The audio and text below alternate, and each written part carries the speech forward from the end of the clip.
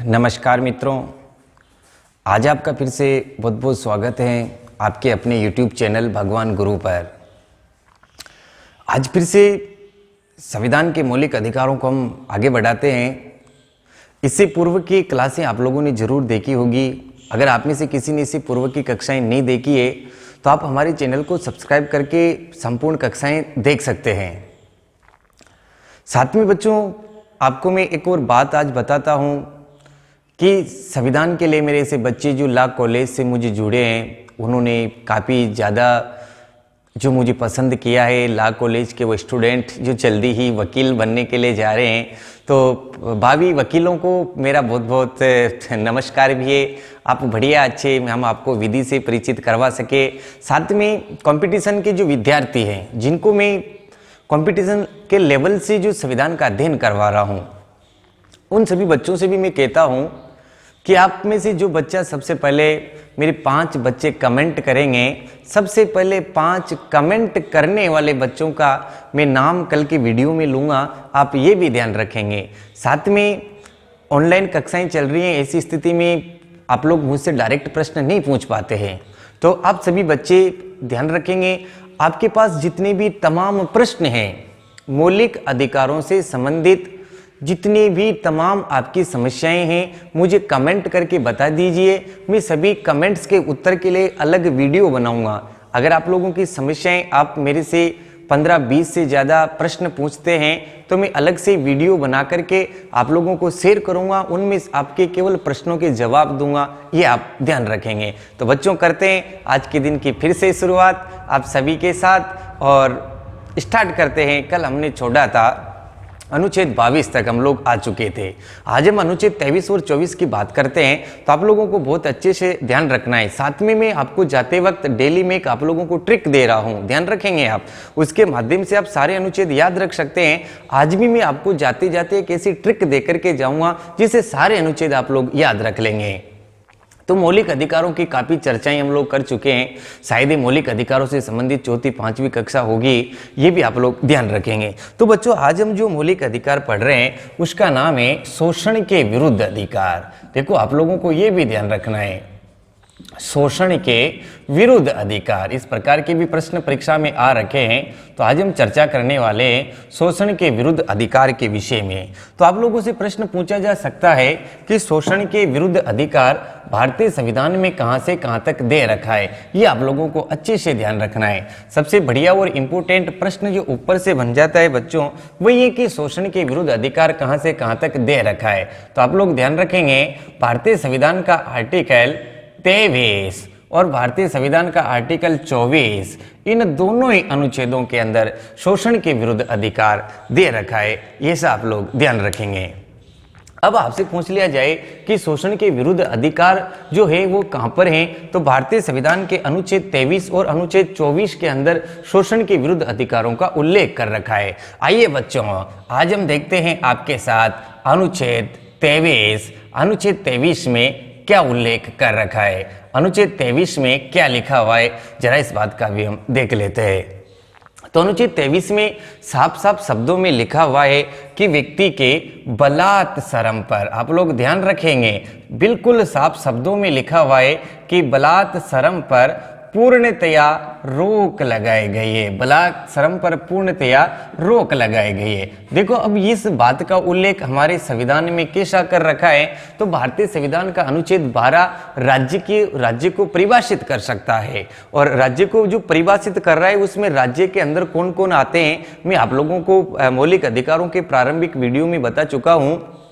तो ऐसा तो हम कंपटीशन के लिए कहते हैं कि बलात्सरम पर रोक लगाई गई है, ये तो इसका उद्देश्य है। इसमें लिखा हुआ क्या है, तो आप लोग ध्यान रखेंगे, राज्य किसी भी व्यक्ति से, किसी भी प्राणी से बलपूर्वक काम नहीं करवा सकता, क्योंकि मौलिक अधिकारों की प्रकृति कैसी है, नकारात्मक, निषेधात्मक, ये मना करेगा, ये राज्य के विरुद्ध होते हैं। मैं प्रारंभ में बता चुका। तो राज्य किसी भी व्यक्ति से जबरन बलपूर्वक क्या नहीं करवा सकता, कार्य नहीं करवा सकता।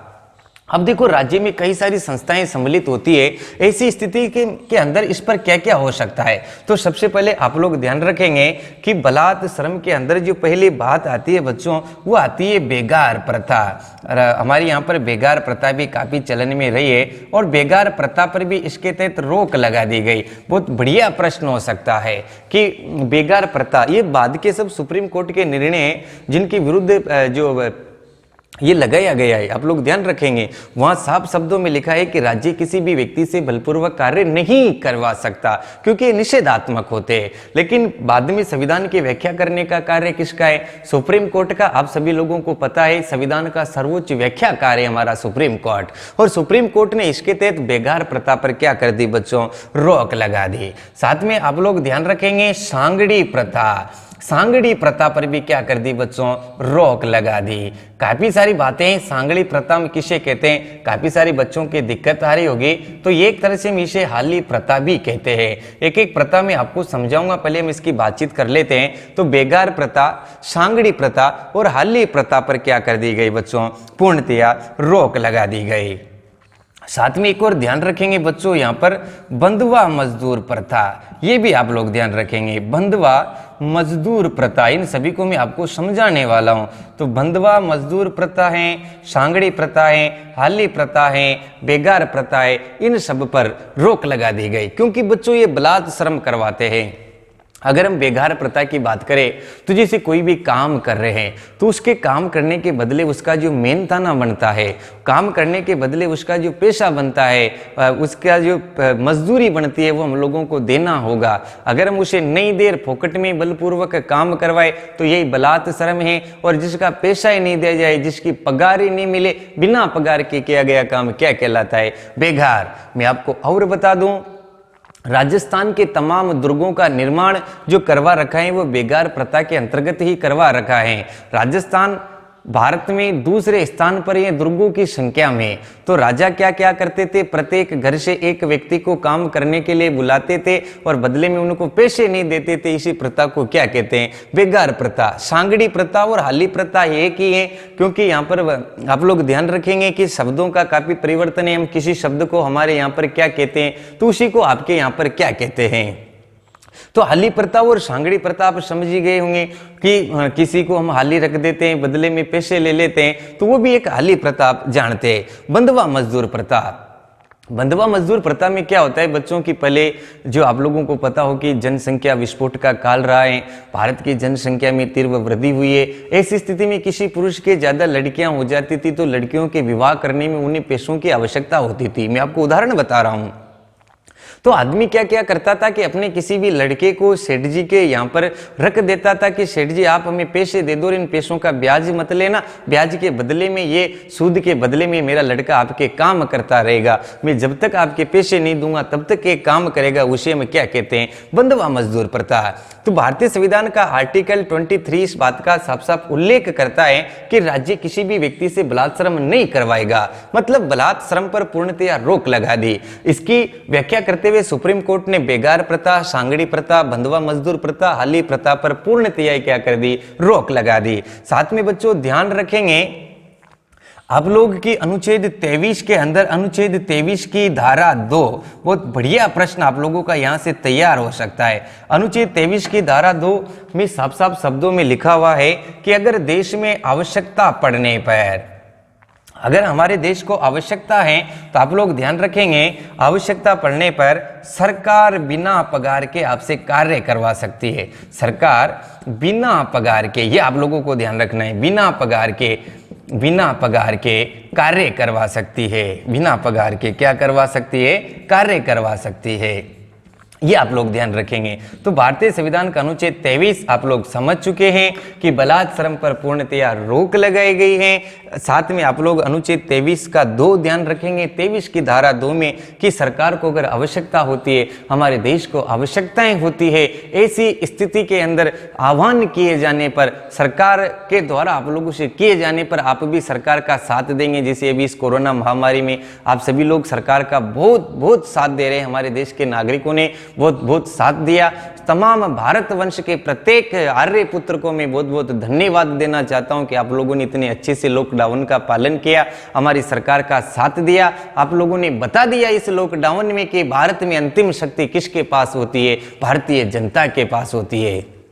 तो आप लोग इस बात को भी ध्यान रखेंगे। मैं एक और बात आप लोगों को बता देता हूं कि बलात् श्रम के साथ साथ देखो कभी कभार क्या होता है बच्चों कि कई सारे मामले ऐसे होते हैं कि मानव को खरीद रहे हैं, बेच रहे हैं, अपने शारीरिक अंगों को खरीद रहे हैं, बेच रहे हैं। आपको जो दैहिक स्वतंत्रता दी गई है, इसका मतलब ये नहीं है कि हम हमारे शरीर के अंगों को, जैसे पैसे नहीं है तो कोई किडनी को बेच रहा है, कोई किसको बेच रहा है, कोई किसको बेच रहा है, आप ऐसा नहीं कर सकते।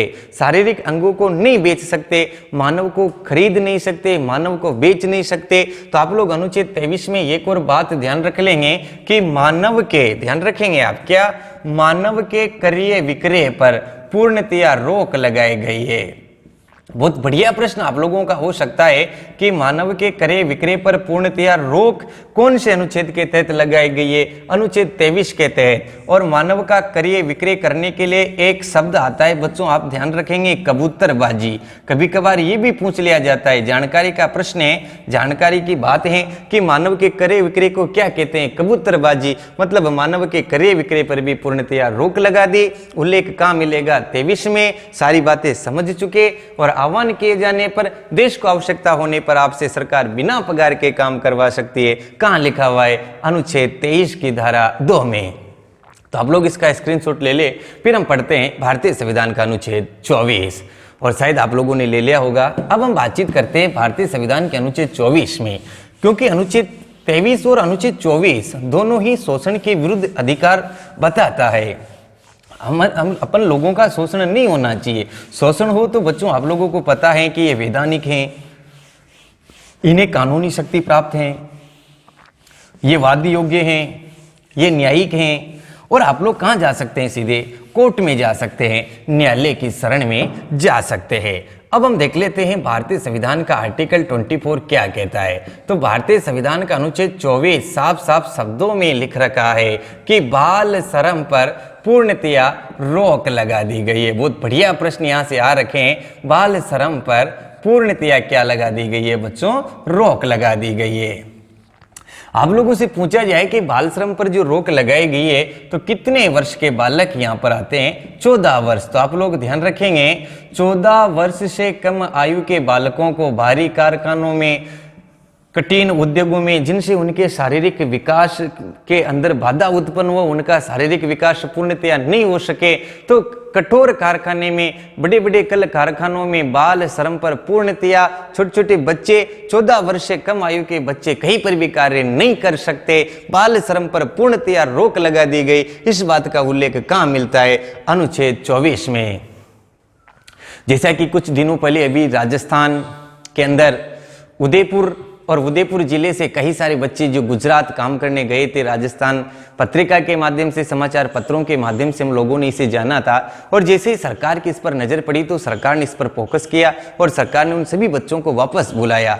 आजकल कई सारी गाड़ियां भी, पुलिस की गाड़ियां घूमती है, होटलों पे इनको चेक करते हैं कि छोटे छोटे बच्चे काम तो नहीं कर रहे हैं, उन्हें बाल श्रम से मुक्त करवाते हैं। तो इन सभी को अमल में लाया जा रहा है, ऐसा आप लोग ध्यान रखेंगे। और आर्टिकल 24 बाल श्रम पर पूर्णतया रोक लगाता है और 14 वर्ष तक आयु आप लोग ध्यान रखेंगे। नेक्स्ट हम बातचीत करते हैं कि जो अनुच्छेद 24 है इसका रिजल्ट क्या आया। इस अनुच्छेद 24 के तहत 1986 में बाल संरक्षण आयोग की स्थापना भी की गई। ये भी आप लोग ध्यान रखेंगे, बाल संरक्षण आयोग की स्थापना की गई। अब देखो, बाल संरक्षण आयोग की स्थापना के लिए एक व्यक्ति है जिन्होंने अनुशंसा की।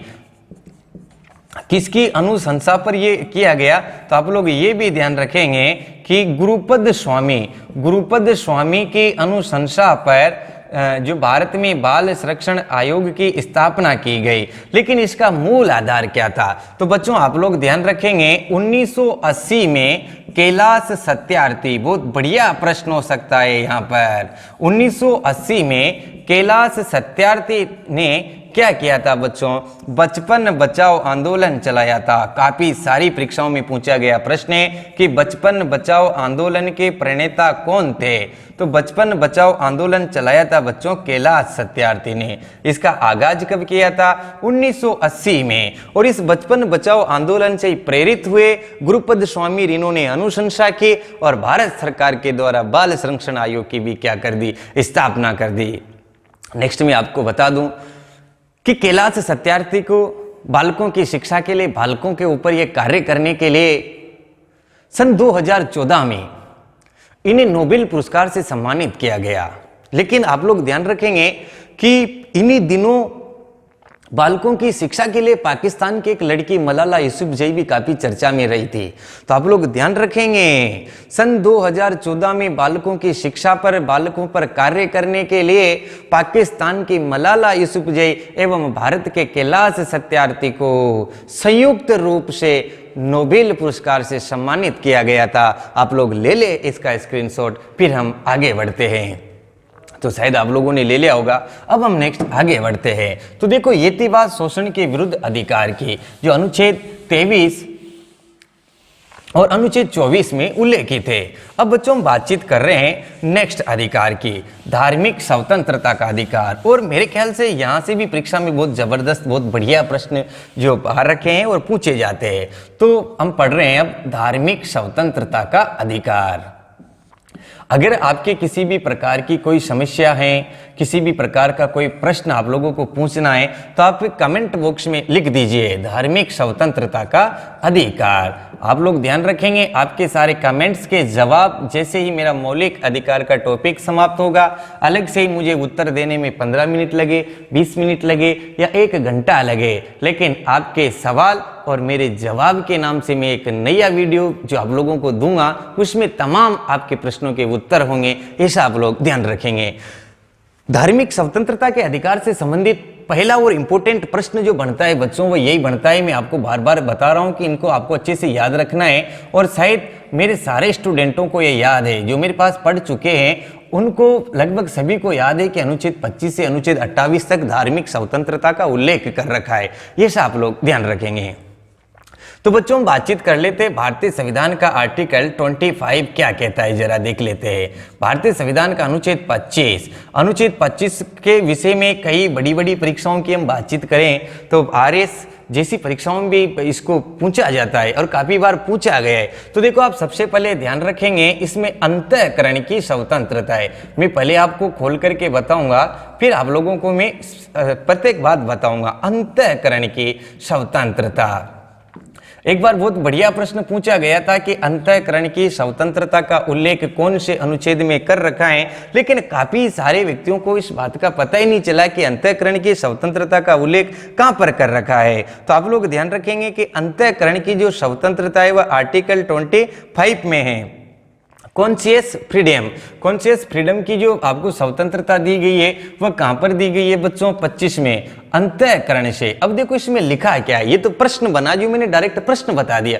इसमें लिखा क्या है? आप अंतःकरण से, आप निर्बाध रूप से, बिना किसी भी बाधा के किसी भी धर्म को बच्चों क्या कर सकते हैं? मान सकते हैं। हम किसी भी धर्म को क्या कर सकते हैं? मान सकते हैं। हम उसका क्या कर सकते हैं बच्चों? आचरण कर सकते हैं। और साथ में ध्यान रखेंगे हम उसको क्या कर सकते हैं? प्रचार कर सकते हैं। और इसी बात से काफी सारे प्रश्न बन जाते हैं। अब मैं आप लोगों को साफ साफ बताता हूं कि आर्टिकल 25 में क्या लिखा हुआ है। भारत का कोई भी व्यक्ति, आप लोग अच्छे से ध्यान रखेंगे, भारत का कोई भी व्यक्ति अंतःकरण से, निर्बाध रूप से किसी भी धर्म को मान सकता है, उसका आचरण कर सकता है और उसका प्रचार कर सकता है। ऐसी स्वतंत्रताएं हमें बच्चों कहां पर दी गई है? अनुच्छेद 25 के अंतर्गत दी गई है। देखो यहाँ पर धर्म की बात की गई है और अनुच्छेद 15 के अंदर में आप लोगों को बता के आया हूं कि धर्म के आधार पर आप लोग क्या नहीं कर सकते? भेदभाव नहीं कर सकते। अनुच्छेद 15 मैंने बहुत अच्छे से आप लोगों को बताया है कि हमारे जो भी सार्वजनिक स्थान है सभी धर्मों के सभी व्यक्तियों के लिए खुले रहेंगे। लेकिन अनुच्छेद 25 में यहाँ पर एक और बात उल्लेखित है, उसको आप लोग अच्छे से ध्यान रखेंगे। अनुच्छेद 25 में उल्लेखित है कि हिंदू धर्म के मंदिर हिंदू धर्म के मंदिर सभी जो वर्ग के, सभी समाज के व्यक्तियों के लिए क्या रहेंगे बच्चों? खुले रहेंगे। ऐसा आप लोग ध्यान रहेंगे, खुले रहेंगे। इस बात को स्पष्ट किया है हमारे सुप्रीम कोर्ट ने। हिंदू धर्म के सभी मंदिर क्या रहेंगे? खुले रहेंगे। आप लोगों से पूछा जा सकता है, बहुत बढ़िया नॉलेज हो सकती है कि अनुच्छेद 25 के तहत हिंदू धर्म का अर्थ क्या है। तो हिंदू धर्म में हिंदू भी माने गए बच्चों, जैन भी माने गए, सिख भी माने गए, बौद्ध भी माने गए। ऐसा आप लोग इन सभी को किसमें? इनमें सम्मिलित किया गया है। जैन, सिख और बौद्ध, ये हिंदू धर्म का अर्थ क्या होगा कि जैन भी होगा, सिख भी होगा, बौद्ध भी होगा। और इस बात का उल्लेख कहां पर कर रखा है? अनुच्छेद 25। और ऐसी व्याख्या किसने की है? ऐसी व्याख्या हमारी सुप्रीम कोर्ट ने की है। इस हिंदू धर्म के लिए खुले रहेंगे, सभी के लिए खुले रहेंगे। तो आप लोगों को पता होगा अभी भी काफी मंदिरों के अंदर जो महिलाओं को नहीं जाने दिया जाता था, तो सुप्रीम कोर्ट ने साफ शब्दों में कहा है कि अनुच्छेद 25 का उल्लंघन है। और अगर अनुच्छेद 25 का उल्लंघन होता है, कोई भी व्यक्ति को अगर मंदिर में नहीं जाने दिया जाता है, हमारे हिंदू धर्म का मंदिर है और उसमें नहीं जाने दिया जाता है, तो आप अनुच्छेद 25 को आधार बना करके अनुच्छेद 32 के तहत आप लोग सुप्रीम कोर्ट में जा सकते हैं। अनुच्छेद 226 के तहत आप लोग हाई कोर्ट में जा सकते हैं। ये सब भी आप लोग ध्यान रखेंगे। नेक्स्ट हम बातचीत कर लेते हैं कि किसी भी धर्म को मान सकते हैं, आचरण कर सकते हैं, प्रचार कर सकते हैं। तो आप लोग ध्यान रखेंगे कि आप कौन से धर्म को मान रहे हैं। आप मेरे साथ आप ध्यान रखेंगे, आपने सरदार सिख बन गए, साहब पाजी हो गए आप पाजी। अब आप लोगों ने किस धर्म को माना, मैं एक कहानी के माध्यम से भी समझाऊंगा ताकि आप लोग अच्छे से समझ सके। तो बच्चों, आपने सिख धर्म को ग्रहण कर लिया, सरदार धर्म को ग्रहण कर लिया। अब आपने धर्म को मान लिया, अब इसका आचरण करेंगे। तो इनका आचरण क्या है कि आप धारदार हथियार साथ रख सकते हैं। क्या रख सकते हैं? धारदार हथियार। अब आप अगर सिख नहीं है, आप सिख धर्म को नहीं मानते हैं और नंगी तलवार लेकर के चौराहे पे घूमी, आपको पकड़ करके पुलिस ले जाएगी, आपके खिलाफ मुकदमा दर्ज होगा। लेकिन आप सिख हैं तो आपके खिलाफ मुकदमा दर्ज नहीं होगा, क्योंकि इनके धर्म में उल्लेखित हैं। तो आप लोगों से प्रश्न पूछा जा सकता है कि सिखों को, सरदारों को तलवार रखने का अधिकार किस अनुच्छेद के तहत दिया गया है? तो सिखों को कृपाण धारण करने का अधिकार भी अनुच्छेद 25 के तहत दिया गया है। बच्चों, मैं आपको एक और बात बता दूं, संतारा काफी सारी परीक्षाओं में पूछा गया है, संतारा क्या होता है? तो देखो बच्चों, जैन धर्म के अंदर ज्यादा आयु हो जाती है, ऐसी स्थिति में अपने शरीर को छोड़ना पड़ता है। तो उसे लगता है कि अब हम ज्यादा दिन तक जीवित नहीं रहेंगे, तो या असाध्य बीमारी हो जाती है, तो कुछ भी खाते और पीते नहीं है और अपने आत्मा का इस देह से त्याग कर देते। बिना खाए पिए भगवान पर पूर्ण आस्तिक रह करके अपनी आत्मा का त्याग करना ही जैन धर्म में क्या कहलाता है? संतारा कहलाता है। मतलब व्यक्ति मर रहा है, व्यक्ति मर रहा है तो अनुच्छेद 21 ने यहां पर ऑब्जेक्शन किया, प्राण और दैहिक स्वतंत्रता केवल जीवन जीने का अधिकार दिया जाता है, मरने का नहीं। और जब व्यक्तियों ने इसको चैलेंज किया तो सुप्रीम कोर्ट ने फिर इस पर आदेश सुनाया कि जो जीवन जीने का अधिकार है और जो जैनियों के जो संतारा हैं, ये दोनों अंतर हैं, इनमें काफी अंतर है।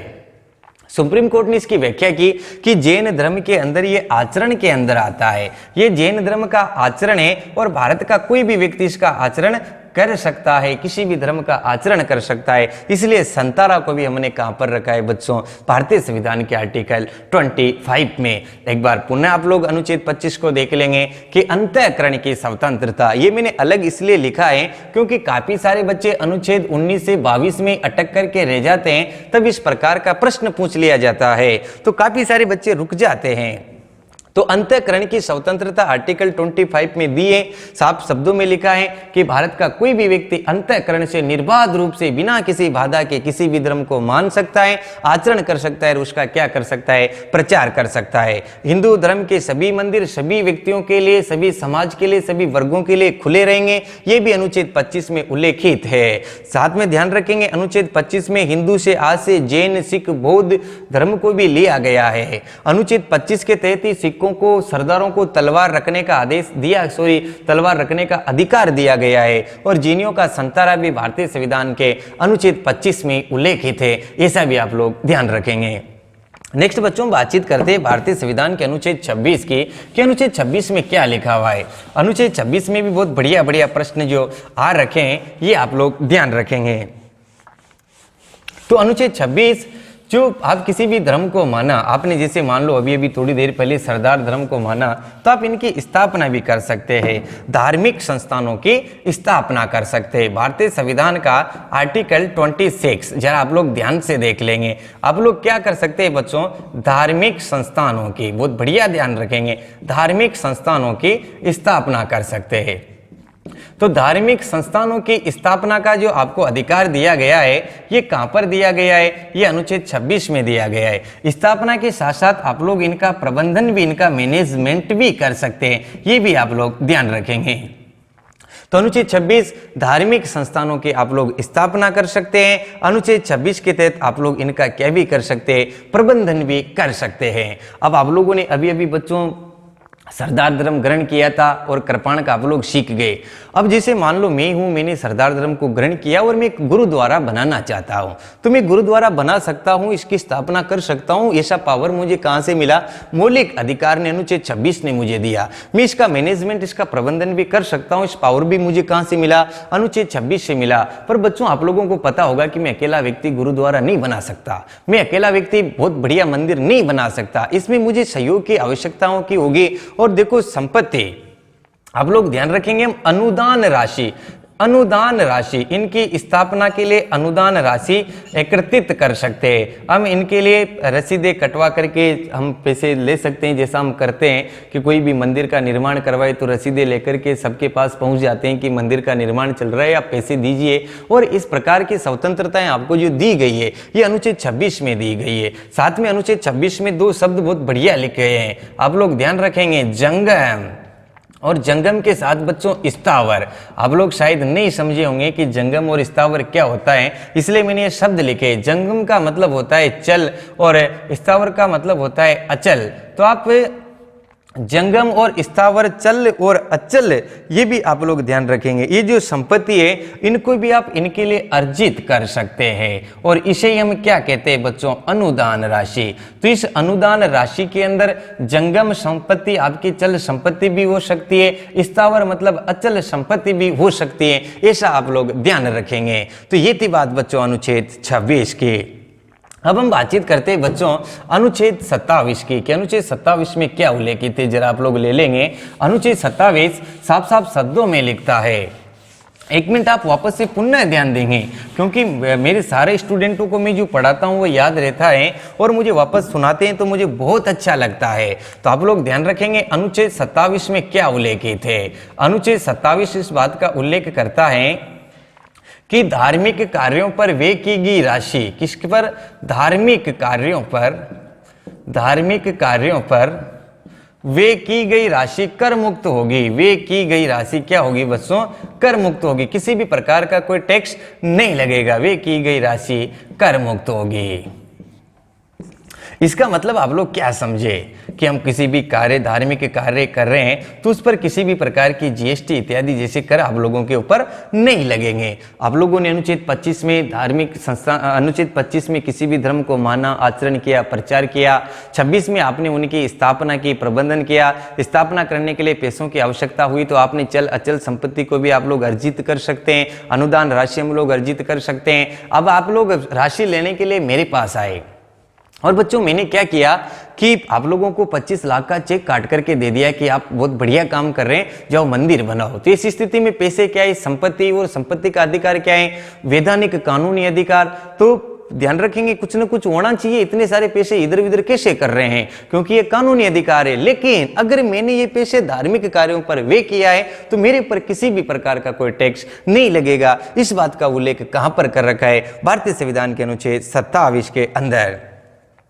साथ में आप लोग एक और बात ध्यान रखेंगे कि अनुच्छेद 27 बहुत बढ़िया एक और बात बताता है, एक धर्म को बढ़ावा देने के लिए कोई भी राज्य एक धर्म को बढ़ावा देने के लिए कर नहीं लगा सकता। एक धर्म को बढ़ावा देने के लिए क्या नहीं कर सकता, कर आरोपित नहीं कर सकता, कर नहीं लगा सकता। इस बात का उल्लेख भी कहां पर है, अनुच्छेद 27 में ही है, क्योंकि हम धर्म निरपेक्ष हैं और एक धर्म को बढ़ावा देने के लिए हम क्या नहीं कर सकते हैं, कर नहीं लगा सकते हैं। तो अनुच्छेद 27 का भी आप लोग ले लेंगे एक स्क्रीनशॉट, फिर हम बढ़ते हैं बच्चों थोड़ा आगे। अब बच्चों हम बातचीत करते हैं भारतीय संविधान के अनुच्छेद 28 की, कि भारतीय संविधान के अनुच्छेद 28 में क्या लिखा हुआ है। तो आप लोग ध्यान रखेंगे, भारतीय संविधान का अनुच्छेद 28 साफ साफ शब्दों में लिखता है। भारतीय संविधान का अनुच्छेद 28 अपने आप में एक बहुत महत्वपूर्ण अनुच्छेद है और अनुच्छेद 28 में ऐसा लिखा हुआ है कि कोई भी संस्थान है जो सरकार द्वारा पोषित है, ये आप लोग ध्यान रखेंगे। सरकार द्वारा पोषित का मतलब सरकार से मान्यता प्राप्त है, रजिस्ट्रेशन है। तो सरकार द्वारा पोषित कोई भी शैक्षणिक संस्थान में धार्मिक शिक्षा नहीं दी जाएगी। आप लोग ये भी ध्यान रखेंगे, शैक्षणिक संस्थान में क्या नहीं दी जाएगी बच्चों? धार्मिक शिक्षा नहीं दी जाएगी। शैक्षणिक संस्थान में धार्मिक शिक्षा नहीं दी जाएगी। बार बार नहीं शब्द का उल्लेख हो रहे हैं। मैंने आप लोगों को पहले ही बता दिया कि नकारात्मक है, निषेधात्मक है, मना करेंगे, राज्यों के विरुद्ध है, नहीं दी जाएगी। तो इसका मतलब आप लोग क्या समझे कि सरकार द्वारा पोषित कोई भी शैक्षणिक संस्थान में धार्मिक शिक्षा नहीं दी जाएगी। आप लोग ध्यान रखेंगे, सरकार ने कई सारे ऐसे बिल्कुल सेपरेट धर्म के लिए ही जो स्थापित कर रखे हैं, उनमें धर्म की शिक्षा दी जा सकती है। विशेष विद्यालयों के अंदर जैसे मदरसा है तो वहां पर धर्म की शिक्षा दी जा सकती है। जैसे हमारी संस्कृत पाठशाला है तो वहां पर धर्म की शिक्षा दी जा सकती है। लेकिन हमारी जो सामान्य पाठशाला है जहां पर सभी धर्म के व्यक्ति एक साथ पढ़ते हैं, उनमें हम किसी धर्म की शिक्षा नहीं दे सकते। ये आप लोग ध्यान रखेंगे। अभी मद्रास की कुछ दिनों 2-3 साल पहले की बात है कि वहां पर जो राष्ट्रीय गीत जो हमारा था, वंदे मातरम जो हमारा था, उसके विषय में हाई कोर्ट ने एक निर्णय दिया था। क्योंकि वहां पर जो स्कूलों में पहले राष्ट्रीय गीत नहीं चला करता था, वंदे मातरम नहीं चला करता था, तो आज से ठीक 3 वर्ष पहले वहां के हाई कोर्ट ने निर्णय दिया। आप लोग ध्यान रखेंगे कि राष्ट्रगीत किसी धर्म से संबंधित नहीं है, ये संपूर्ण राष्ट्र का है और पूरे राज्य के अंदर राष्ट्रगीत को क्या कर दिया बच्चों? लागू कर दिया। तो ऐसी बातें भी आप लोग ध्यान रखेंगे। ये थी बच्चों बात अनुच्छेद 28 की। इसके बाद हम बातचीत करेंगे शिक्षा व संस्कृति का अधिकार और साथ में हम बात करेंगे संवैधानिक उपचारों का अधिकार। और यहाँ से भी जरूर आप लोगों से प्रश्न पूछे जाते हैं। कल की कक्षा हमारी मौलिक अधिकारों की अंतिम कक्षा होगी। उसके बाद हम संविधान का नेक्स्ट जो नीति निर्देशक तत्व है उनका हम लोग अध्ययन करेंगे। तो बच्चों आपको मैं फिर कह रहा हूं, मौलिक अधिकारों से संबंधित आपके जितने भी प्रश्न हैं आप लोग मुझे कमेंट बॉक्स में कमेंट करके बता दीजिए। ये आप लोग ध्यान रखेंगे। दूसरी बात आप ये ध्यान रखेंगे कि कल से ही इस वीडियो पर जो मुझे सबसे पहले 5 कमेंट करेगा उनके नाम मैं कल लाइव क्लासेज में लूंगा। ये भी आप लोग ध्यान रखेंगे। और मौलिक अधिकारों की समाप्ति के बाद अगर 20 से ज्यादा आप लोग मेरे से प्रश्न पूछते हैं, यहाँ तक मुझे पूर्ण विश्वास है कि मेरे द्वारा पढ़ाने के बाद, फिर भी मैं इसे आत्म प्रशंसा की बात नहीं कह रहा हूँ कि आपके सारे प्रश्न मोबाइल में देखते देखते, लैपटॉप में देखते देखते आपको सारे उत्तर मिल जाएंगे। लेकिन फिर भी नहीं मिले तो आपके सवाल और मेरे जवाब के नाम से मैं एक वीडियो आप लोगों को दूंगा। तो आप लोग मेरे से जरूर बच्चों सवाल पूछिए। साथ में ये भी आप लोग ध्यान रखेंगे कि ऐसे विद्यार्थी जो पूर्व में मेरे पास पढ़ चुके हैं या वर्तमान में पढ़ रहे हैं, प्लीज वो सभी विद्यार्थी अपने इस वीडियो को जरूर से जरूर शेयर करें, अपने सभी दोस्तों को शेयर करें। ऐसे विद्यार्थी जिन्होंने अभी तक भी मेरे चैनल को सब्सक्राइब नहीं किया है वह प्लीज इसे सब्सक्राइब करके और बेल आइकन पर क्लिक कर दीजिए ताकि नेक्स्ट के सारे वीडियो आप लोगों को देखने को मिल सके। धन्यवाद।